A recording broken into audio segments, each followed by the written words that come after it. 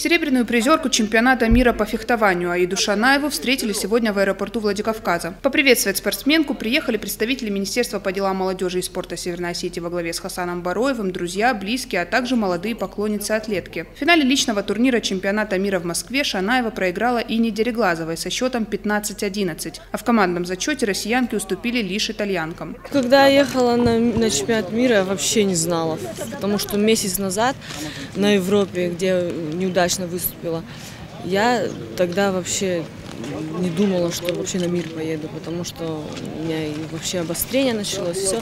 И мне как бы дали шанс вот проявить себя на мире. И я подумала, что это, наверное, последний шанс после возвращения, где я могу себя проявить.